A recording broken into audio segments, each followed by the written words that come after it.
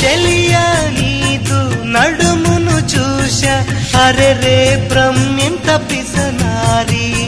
తలపై కెత్త కళ్ళు తిరిగిపోయే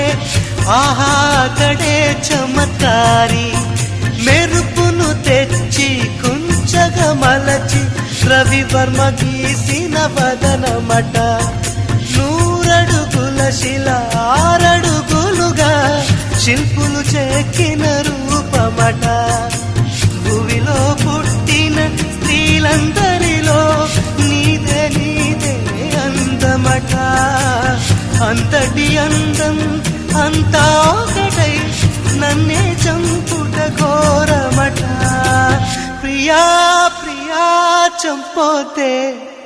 నవ్వి నన్నే ముంచోతే